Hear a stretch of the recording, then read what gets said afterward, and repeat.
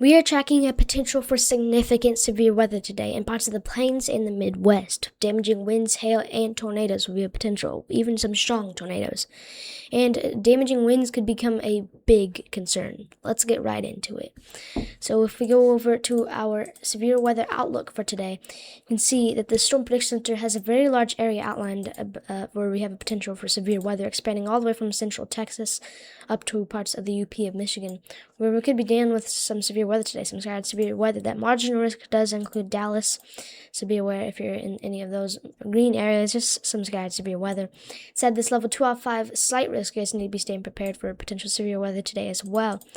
Then we also have a level 3 out of 5 enhanced risk with inside of this area right here. So yeah, if you're inside these areas, you need to be making sure you're staying weather aware today. So if we go over to tornadoes is going to be a pretty big concern today, as you can see right here. We have a 2% tornado risk coming from parts of Texas up towards the western UP of Michigan. Then we got this 5% tornado risk marked by a tornado conditional intensity group 1 risk from central Oklahoma up towards parts of Wisconsin. Then we got this 10% tornado risk for southwestern Wisconsin and eastern Iowa. We're going to be dealing with some tornadoes today. And we cannot rule out strong tornadoes, potentially strong long track tornadoes potentially today and within some of these areas, especially tornado conditional intensity group 2 risk, where we got this area right here is tornado conditional intensity group 2 risk, where we could see very strong tornadoes, potentially EF3+. So please be aware for that with some of the storms that fire up. And then as we get, as it goes into more of a wind threat, should become more of a QLCS tornado threat.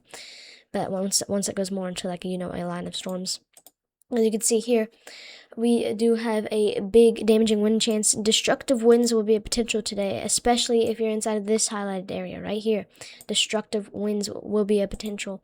So please make sure you're staying aware for that if you're in any of these areas. So yeah, and some of these storms could go rain wrapped. Like some of these tornadoes could go rain wrapped. Some of these tornadoes could go rain wrapped. I forgot to mention that, but as you can see here, we got a 45% wind risk right here in parts of northern Missouri, parts of northwestern Illinois. So please be aware for potential damaging winds, because we could see some winds potentially going up to 80 miles per hour, maybe even more tonight as some of those storms push through some of those areas. Hail is going to be a big concern, so make sure you're parking your car in the garage so it doesn't get damaged by hail. But yeah, you can see here that this is probably going to be our main concern for potential hail today within some of these areas. So just make sure you're staying aware for that.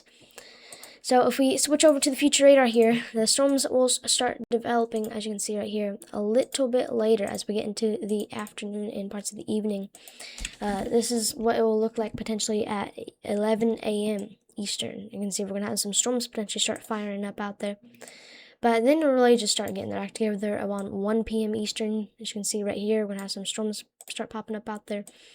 Well, they won't really get their act together that much, and then around 2 p.m. Eastern, then we'll get into a pretty big threat for damaging winds, hail, maybe some strong tornadoes. So that's around 4 p.m. Eastern. And then if we push this up some more, you can see here that we could have a pretty widespread damaging wind threat with a pretty large line of storms right here. Potentially push through some of those areas, which could take down power lines, take down trees, and potentially blow around a lot of stuff that's in your yard. So please make sure you're being aware for that, and as those storms, and then we'll still have a tornado threat potentially as it turns into a line of storms, but more of a QLCS tornado threat. So and then they'll kind of continue pushing eastward, and then that will lead to tomorrow's threat, which is in the Ohio Valley, as you can see right here. Tomorrow, as we get into Saturday, we could be dealing with damaging winds, mainly damaging winds, from parts of Louisville, Kentucky, all the way up to Buffalo, New York. Could be dealing with some scattered severe weather, but then we also got this level 2 out of 5 slight risk over here. That includes Charleston and Columbus. They might push this a little bit further east. Morgantown, Pittsburgh, Canton, Ohio, Cleveland, Ohio. You guys need to be staying weather aware as well for tomorrow on Saturday.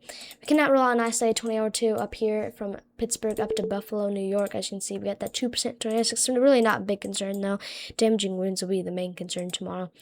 And if you do check out the hail risk here for tomorrow, we could be dealing with some hail potentially from Charleston up to Buffalo, but it's not going to be a big concern as those storms push through tomorrow.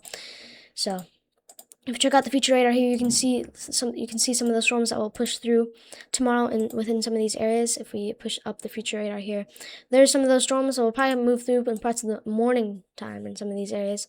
The morning, this is 9 a.m. Eastern. See if we're gonna have some of the storms push through, but around 1 p.m. Eastern, then it'll start redeveloping within that slight risk out there. So yeah, if you're in some of these areas on Saturday, please make sure you're staying aware for potential severe weather. My bad. So if you're in any of these areas of severe weather, please make sure you have your phone charged for alerts. Make sure you let if you know anyone out here, make sure you let them know that they should be staying weather aware and everything.